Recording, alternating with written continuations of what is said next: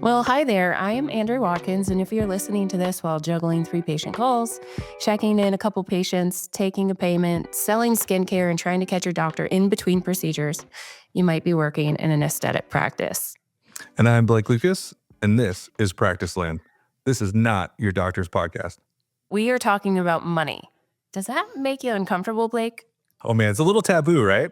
I think if you work in a practice and you're a coordinator, you're about to bring up the topic of money, I think everybody's hearts will start to race just a little bit. But before we get too uncomfortable, I'd really like to introduce our guest today, Janelle Robinson from La Jolla Cosmetic down in San Diego. Thank you so much for joining us, Janelle. Thank you for having me.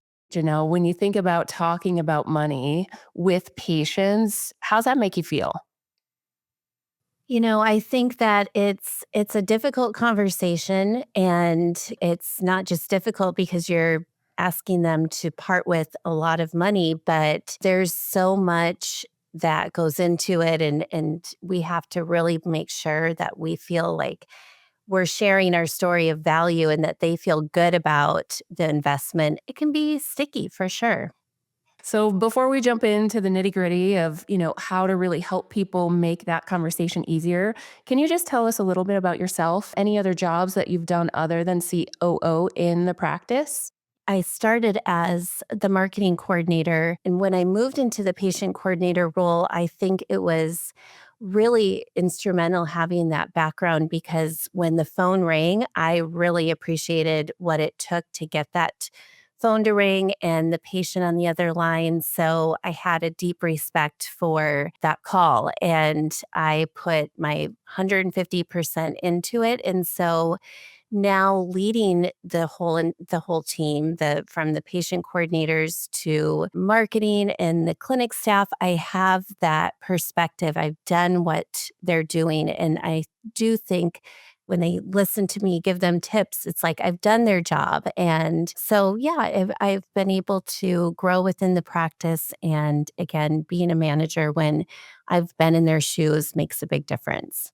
So let's get on track and start talking about this money thing. That can be one of the hardest things to talk about and to train people in a practice because we all come with different perceptions of money and different perspectives, whether it's how we grew up, if we grew up poor or rich or, was financing and money and savings, was all that taboo, we don't talk about it? Or was it just a very open conversation? When do you believe, Janelle, we should really start bringing up the cost and money and potential financing and all that when we're talking to new potential patients? So, definitely building that rapport with the patient and getting to know them, asking them questions about what their goals are. And from there, what we're doing is we're also sharing information about our practice, building that value, credentialing the doctors, and sharing how we're different. And I think, too, the other thing that we experience is there's so many walks of life that contact our practice with so many different reasons. And so we are constantly adjusting ourselves to how we present this information, and we really build a lot of that rapport and build our value before sharing the price. And by then it doesn't feel as awkward for the person sharing that because they feel even comfortable. It's not just about making the patient comfortable, but the staff member, because they've now established a relationship with the patient too. So that's, I think, the biggest thing is just really taking some time to get to know them, and people love to be heard and know that what you're doing is in their best interest. Janelle, with that too, I think sometimes even our own staff can be a bit wary or uncomfortable bringing up that conversation, right? Have you ever had staff come to you and say, I don't know how to bring this up, or I'm scared to bring this up? How do you maybe overcome that initial fear, or how do you train that out of them? Well, if they're feeling uncomfortable talking about pricing, I think it has a lot to do with that they don't quite feel armed with the value presentation and that there's probably an opportunity to learn more about the doctors. And we'll have our patient coordinators sit in during their consults and really get a sense of how they communicate with patients so they can be a true extension. And when they're going through that experience with the doctors, they can authentically be passionate about talking about them. And then it becomes just natural instead of sharing with them their resume and saying, well, this doctor went to this school and you should share that they went to medical school here. Those things you don't feel as passionate about sharing. And so then I think when they feel good about the doctor's experience, bedside manner, and their results, and they see them firsthand, it just becomes natural then for them.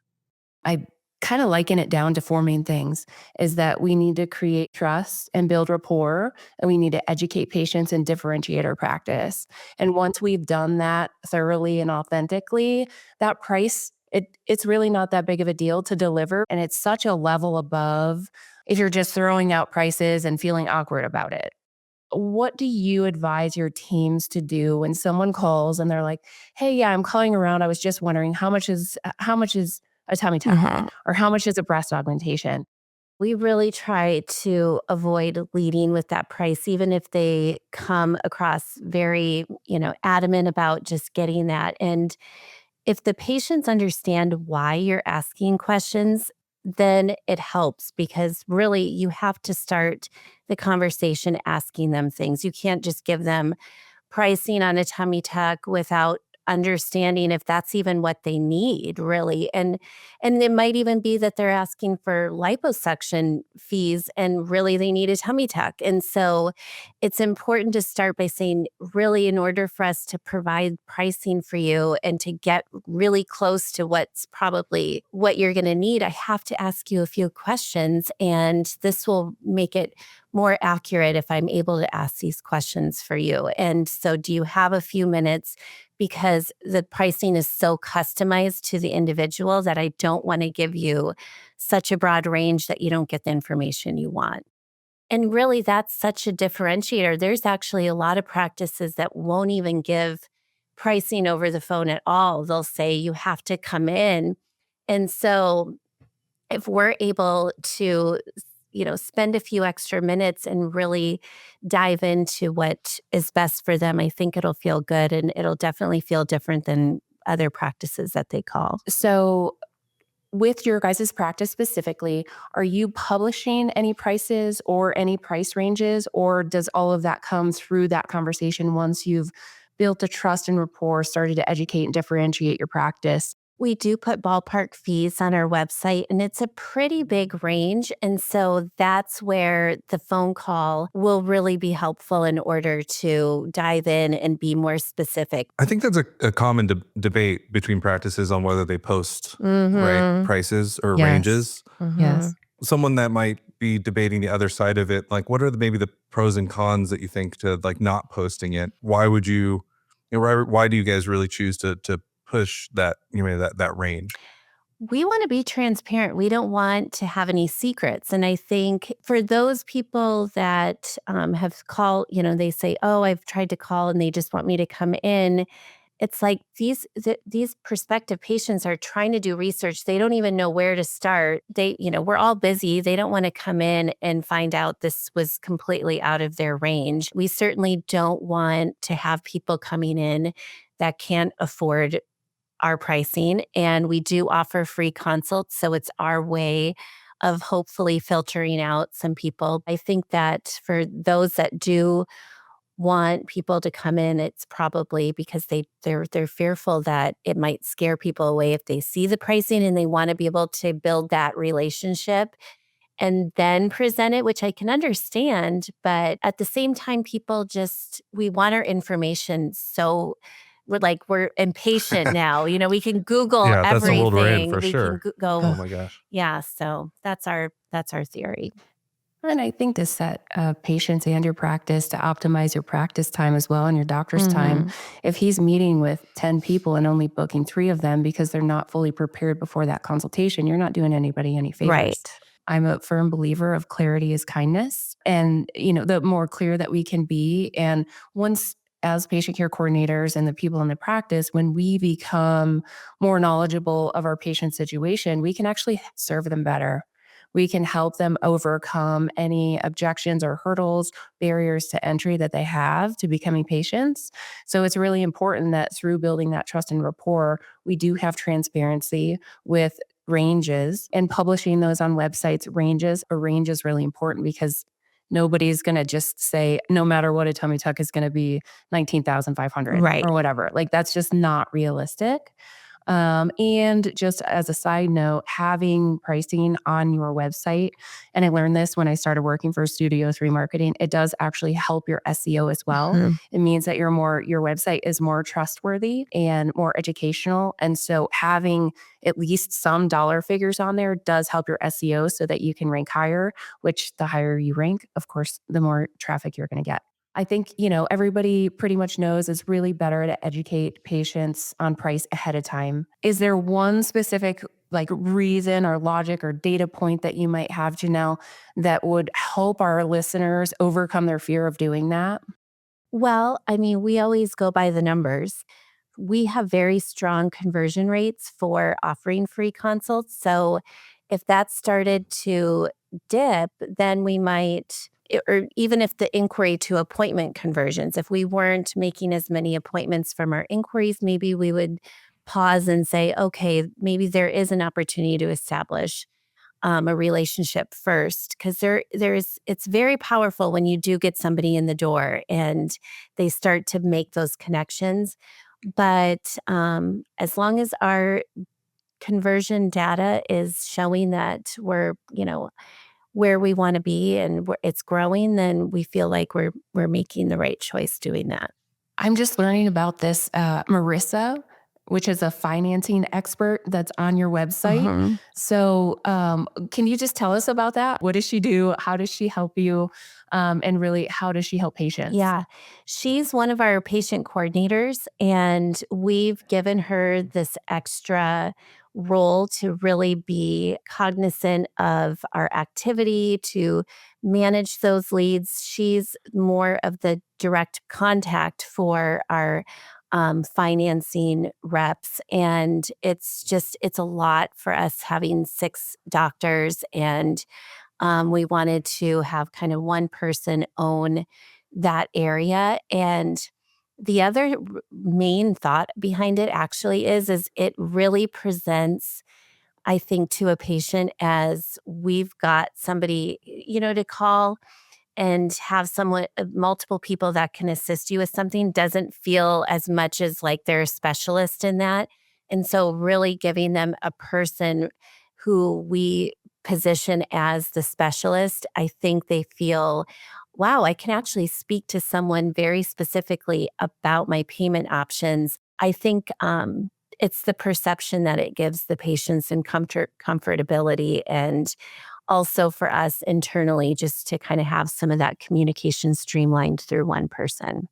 Do other practices have a similar resource like this, or is this unique to your guys' practice to have that dedicated resource? I haven't seen anybody do it. So it's, when we were rebuilding or kind of redoing our payment plan page several years ago, it just didn't feel like enticing enough to put on there, contact one of our patient coordinators to learn more about your payment options. And so when we put a picture and somebody as the financing expert, we just really wanted to encourage that discussion. And we just felt like that was a more appealing way. But I have not seen this done on any other site. And I think for people listening as well that are our front desk coordinators, our patient care coordinators, our administrative and salespeople in the practice, I think a huge takeaway that you can take from this podcast and listening here is we should always be looking for something else that we can bring to the table for our practice.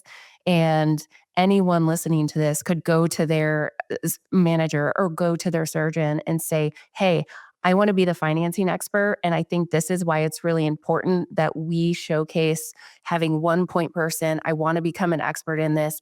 Let me talk to PatientFi, whoever it is that you have in your practice. get a relationship with your rep and become that person. Yeah. Because the more that you can build those skills and the more you can showcase yourself on your practice website and say, call me, I will help walk you through this process. If this is the reason why you may be scared to call us or you may not think that you can afford it, let me try and help you. So this is a huge takeaway, I think, Janelle, and thank you for sharing that. And there's probably some listeners too that are in a practice where financing is a last resort, right? From what it sounds like, Janelle, like with this new implementation or this new person that you have, maybe what type of feedback or encouragement would you give to that practice? Yeah, it's funny. When you were getting ready to ask me that question, I thought of a situation at our coordinator meeting on Monday. We have just started we're really trying to get the majority of our patients before the consult to apply. And then now when we're doing a quote, we're even including the payment strategy, the calculator scenario options too. And one of the coordinators said, "Well, I didn't do the payment calculator worksheet for a couple people because they told me on the phone they didn't want financing."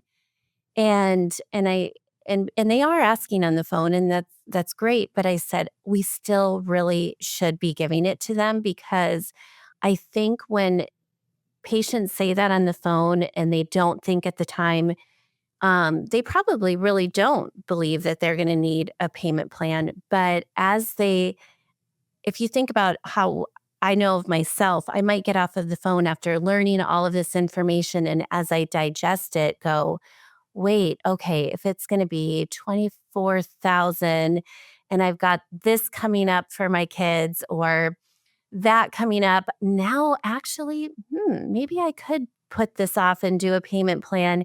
Because you start to kind of put everything together after you get off the phone and or you come into the office and you learn that it might be more than you were expecting. And this can really help bridge that gap if you were like, okay, I had in the budget 24,000, but now it's going to be 28, but I can use a payment plan. So just share it with them.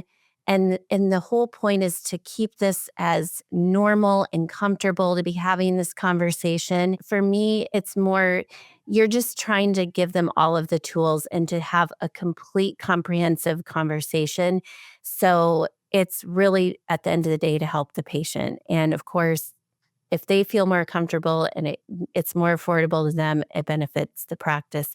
Also, I think something we talk about a lot as well is that just because someone uses financing doesn't mean they don't have the money sitting in their bank account. Maybe they want the interest-free money through a financing option so that they don't have to take the money out of their emergency savings fund or whatever. Something that you were saying on the phone, excuse me, something that you were mentioning earlier is about talking on the phone.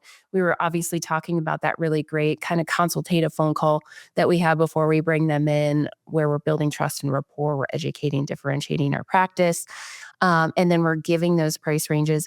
What does your team, how do you train your team to, after giving their price range, go into that conversation of potential financing?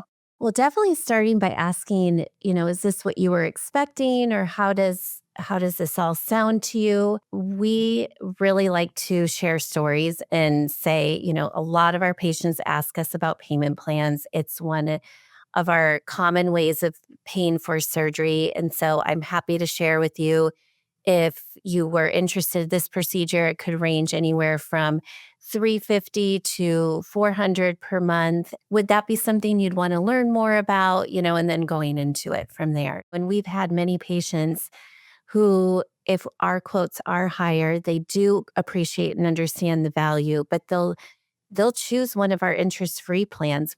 And that's the other thing too. We'll say even if somebody has been saving, this is still another comfort to them. Even if they've got the money, they could write a check. They actually feel better just doing one of the interest-free plans because then it's maybe going to allow them to do sooner, or there's a lot of mom guilt. I see some of the patients who are moms and they're struggling spending the money on themselves. And this is something that really helps them feel better about spending the money. Janelle, I want to kind of switch gears just really quickly. The thing I think a lot of us are afraid of too is what if they get denied, right? So they go through that application process. We've talked about it. We've positioned that value. And then it turns out that unfortunately they can't get approved for whatever reason it may be.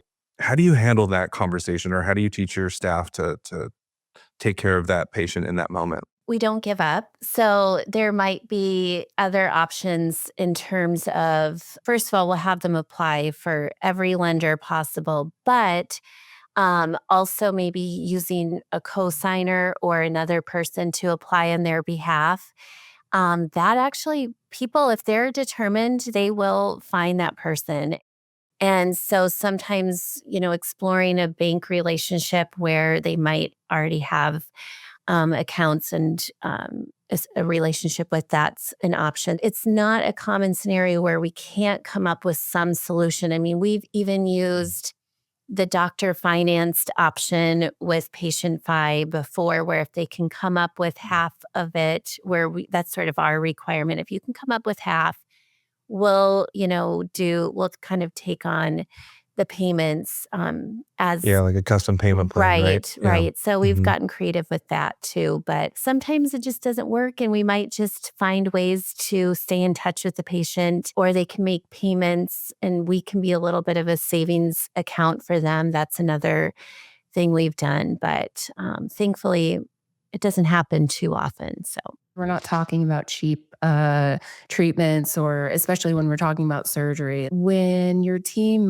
maybe they're young in their career, they're at the front, or they're kind of a new PCC and they're not really used to talking about these large sums of money. How do you help get them comfortable with that?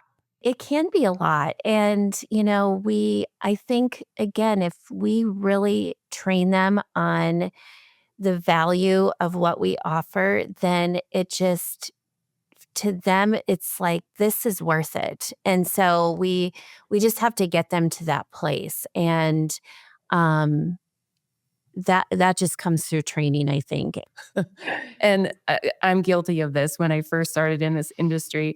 If you don't have the right training and you don't have time to get comfortable with that, it's almost like you're setting this piece of paper down and it's like, I'm going to just lay this little bomb down right here. And then silence falls over the group, because if you don't start the conversation earlier, it doesn't come as natural either. And it's like dropping a bomb and like, okay, now what's everybody going to do? Are they going to react bad or not? What do you think, other than a bomb being dropped, can go wrong if you wait until the consultation after they've met with the doctor to start talking about money or financing? I mean, it's been our philosophy for so long, and I and it's funny because maybe if it ever happens where somebody forgot to share the pricing, all they have to do is experience that awkwardness one time. One One time. time, and And Yeah. they're And like, then it never never again. again. yeah, and I also the Exactly. other thing that we do to create a little more comfortability with that process is to not have it feel like a car dealership where you see the financing person at the end and they're like the dreaded person. And so we have the patient coordinators room the patients. A lot of them have already spoken with the patient. So they say, "Oh, I spoke to you on the phone," and, "Oh, hello." And it's a warm welcome, somebody they're familiar with. But then when they come back in after the consult, it's not, "Oh, this is Jenny here to give you the money." And they're like, "Oh, hey, now you're about to tell me how much this costs. Okay." Instead, it's like, "Oh, hi, Jenny. We've already met before." It just is a much more comfortable interaction. And so that is a big thing, I think, to take away some of the awkwardness too. But yeah, it's hard because sometimes you hear the coordinators saying, "Oh my gosh, they just wrote a check for 30,000. Who has that?" And that's what's hard, is because some of the people working here don't have the ability to do that. And so it feels like a disconnect being able to relate to someone who can. But at the same time, you can certainly relate to the people who don't have that. And here's all of the different tools that we can offer them. So Janelle, we're going to go through a little myth versus fact about patient financing. So I'm going to throw out a couple of these, and Andrea, you dispute or agree, debate. We'll go through all these as well, right?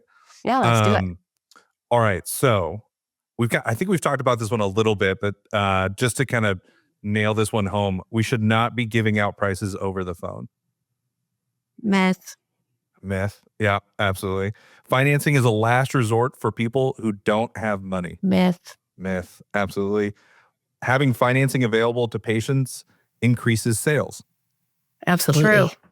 Do you have maybe like a short story that you can go into about a patient who did everything the doctor recommended because they combined cash and maybe a payment plan? Just thinking about like the holistic approach, right? That financing can bring or like allow you to really get that full solution or that full plan that patient wants, or that treatment plan. I think it happens a lot where a patient might present on the phone, I want to do, for example, my do a breast dog and a breast lift, and they get here, and as they feel comfortable and they start to again, there's a lot of thinking that happens after the phone call to coming here. And so then they probably thought, if I'm going to be going in and already doing my breasts, I should think about doing my tummy too. And so here on the phone, they've learned about the costs for the breasts. They feel comfortable about that amount, but then they realize, okay, I'm a mom. If I'm going to go and be down and have help with my kids for a couple of weeks, I might as well make this worthwhile. And so then they will Absolutely. add the tummy or some of the body procedures for more of that mommy makeover. And then that's where they go, okay, I budgeted for the breast. So we talked about that on the phone. So I want to make this work, but it was a little bit more than I originally thought when I started going down this path. And so that's definitely where we've pulled out the payment options. Oh, absolutely. And there's got to be an increase in overall satisfaction, right, from these patients when they do get that full treatment, or they get all like they get everything that they really wanted. When they see that full result at the end, how excited they must be. Yeah. And how financing can obviously play a huge role in that, right? Well, it's funny because money is a big barrier, but I would say the other thing is timing and finding the time to make this work in your life, whether it's taking time off of work or around vacations and weddings and events in your life. And so if you find that perfect time with your schedule, but it's not the perfect time financially, that's where you can also go, okay, I'm going to utilize the payment plan because this is like the stars have aligned and this is the best time to do it. You're speaking to my heart because I was that patient Yes. before I worked in aesthetics. I had lost over 100 pounds and I needed basically reconstruction. And I had barely 5.5 weeks between trips. I was traveling a lot for work. I worked in dentistry at the time. I'm oversharing here, but I just come at this from like, I literally was that person where it was like, I need to have a belt like lipectomy. I need to have my breasts reconstructed and some implants, but I only want one recovery. And I only really have time to recover for X amount of weeks before I've got to get back on the road. Like I used financing and I used cash to be able to get it done in one nice little package and then move on with my life. Yep. And then I became the CEO of that practice. And, and now the rest is history. And I love this industry because I've been a patient from the outside and having experienced exactly what you just said. It's so true because it opens up the doors to fit this into people's lives in a much more effective way. Yep. So yes, to everything that you said. Yes. Love it. You're Love it. right. Yeah. All right, we'll jump back into it. So people who are prepared for the price range ahead of consultation are more likely to schedule. True. Absolutely. Offering financing costs the practice too much in processing fees. No. No. Why is that? So there are, maybe it's a newer practice coming into financing, or it's a practice that just never wanted to get into it because they thought cost was too high. Why is this a myth? You've got to establish a strategy to absorb those fees, and and really, honestly, you're doing more activity as a result, and you can avoid maybe discounting if they're doing a payment plan. And so the fees for processing just shouldn't be a barrier because you're going to convert more people and they're going to spend more. So, Do you guys do cash discount? no, definitely not. And we lead with a full price quote and then under the assumption that they might use a payment plan. And then if they are going to pay by cash or credit card, they might be eligible for other discounts. And so it was really hard when we led with the discounted quote, like for multiple procedures or former patient, and then tried to, absorb that with the payment plan. And we couldn't take it away then. Once we said, here's the price for, doing all these procedures together and you get a discount for doing them together. Oh, but if you use a payment plan, then you can't combine that. It's just much better to lead with the full price and then determine their payment strategy and give them the opportunity, like you said, cash discount if that's the route they're going.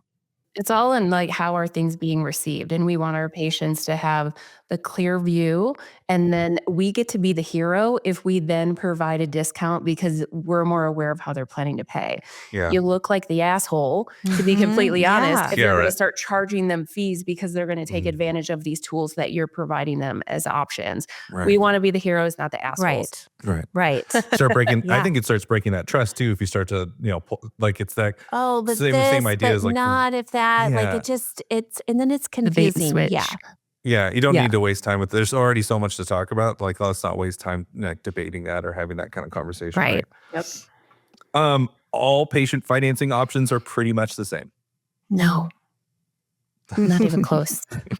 I'm obviously a little bit biased where I'm coming from, but I think it's really important, right? Like, you need to research these lenders and put them through the ringer, like, and put us up against everybody. I think you need to do that, right? Like, make sure that you look at all the pros and cons of every single one, ask them the difficult questions, and make sure that they really represent your brand, right? Like, I think you're going to pass off a patient and then now they're going to work with this lending company and you want them to have as good or better of an experience working with them as they do with your practice, which you obviously have more control over. The last thing you want to do is hand them off to someone that just doesn't really care or maybe outsources their call centers or whatever it is. And it's just not a great experience for everyone involved. So Well, it's back to the trust. They're trusting us to guide them in the right direction, and they will hold us responsible if they feel like they were steered down a path that was not in their best interest. Yeah, one other thing I want to mention is that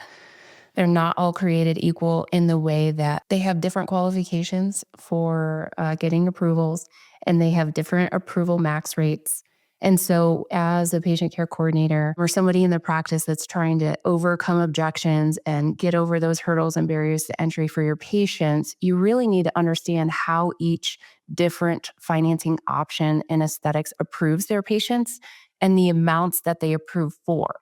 Because I went through this exercise and applied for the 4 major financing options that are in aesthetics because I really want to be able to help my clients help their patients. And it is absolutely incredible the different amounts and the different plans that are available through each option. And so if you're a practice and somebody wants a mommy makeover and they said, I've got $5,000 cash and the mommy makeover is going to cost $38,000. What you need to know is there are certain lenders, certain financing options that they only approve up to maybe $20,000 or $25,000. There's other options out there that approve up to $50,000. Of course, that's going to depend on your credit, your debt to income ratio, things like that. But what's really important is that you're giving your patients the right tool to overcome the objection and the barrier that they have. So for years, when we first put up our financing page, we threw every lender that we work with on there. And I think the thought behind that was to really show them like we have so many different options and to give them the confidence that there would be a solution. If one didn't work, that there'd be another. But we're pretty much down to just one preferred lender now because we really want to keep this super simple for them and really just it's already so difficult give them all of the information we're trying to give them. And then if you complicate the financing conversation, it's overwhelming for them. It's an easier conversation. The ways they go, wait, where should I go? Who should I apply with? And then you have to go into this whole why choose which one. And so we found that really simplified the conversation too. Well, I think that is the perfect segue into this next one, which is it doesn't matter which financing program we suggest first. Like you answered that one. Wrong. Yeah, Yep. right. I think it kind of goes back to some of the things we talked, like harking back to like your brand and when like the experience that you're trying to maintain or create for patients. All of those really need to align with like any kind of third party that you're going to bring into this. Like that's I think it's a very sensitive, interaction, right? And this relationship that you're trying to create, and bringing in a third party now can really change a lot of things. And you want to make sure that you're in control of that as much as you possibly can. So again, really put your lenders through the ringer, read reviews. Like that's probably one of the simplest things you can do right away. Just do a quick Google search and see like, what are people really saying about these people? And is that conducive to what, I'm trying to do? So checking credit hurts my patient's credit score. Myth, Right? I think all lenders right now are probably on like that soft inquiry. So that one across the board, doesn't matter who you use. All right. On this podcast, Janelle, we do have a kind of a segment at the end that we love. It's called She Did What? And it's basically just a segment that it could be anything, a crazy story with a patient, maybe something a staff member did that was amazing. It could be good or bad. Doesn't have to be either way. But we do sometimes love the drama. So whatever you have, we'd love to hear it. If you have it, just to put you on the spot. Yeah. Oh, there's so much in my archive. I know, right? I mean, Yeah. I have to tell you, being a practice manager, I joked with another one in the industry. It's like, you can't make this stuff up. And so the way that you get way you get through your day is like, I said to my friend, let's just start a podcast about this stuff. And Just talk about it. so every time somebody does something throughout the day, instead of getting frustrated, I just go, thank you for the podcast content. Yeah. Exactly. So you've got a gotta huge monetize list. it. Yeah, you have a huge list to pull from here for I us. know. Could you- I yeah. know. It's hard to pull. It's actually, sometimes it's hard to pull one when you have so many of those, right? But what do you have? We had a doctor join us and brought in a couple of his team members, a patient coordinator, and their pricing was a bit lower than ours. And I think that was how they converted, was leading with price and kind of, competing on price. And so when this patient coordinator would deliver quotes, she was uncomfortable because it was more expensive. And so she'd put it in front of the patient and she's like, I know it's a lot, right? And she was, so uncomfortable with it, and then acknowledged it. And we're like, no, don't say that. Don't say that. And so to your point earlier, do they get uncomfortable? Yes. And this was 10 plus years ago. And obviously we've got to do really good training to make sure that they know why it is more, and that there's a very good reason. It means there's more safety and quality. But yeah, it was one of those, I'm just going to go under my desk and, hide and cringe right now. Just cringe. Oh, no. Janelle, thank you so much for everything today. It's been fantastic. I think there's probably 4 or 5 at least like actionable things that I think a coordinator that's listening to this podcast could take and implement today. And if anyone out there has a question for Janelle, feel free to go to practicelandpodcast.com and send us a message, and we'll make sure it gets to Janelle and get you connected. And we're just so thankful, Janelle, that you joined us and shared your expertise with us and with our listeners. The more we can learn from each other, the better we can get through our days and serve more people as well. Agree. Thank you for having me. Thank you. Got a wild customer service story or a sticky patient situation? Send us a message or voicemail. If your tale makes it into our She Did What segment, we'll send a thank you gift you'll actually love. Promise, no cheap swag here. Are you one of us? Subscribe for new episode notifications and more at practicelandpodcast.com. New episodes drop weekly on YouTube and everywhere you can listen to podcasts.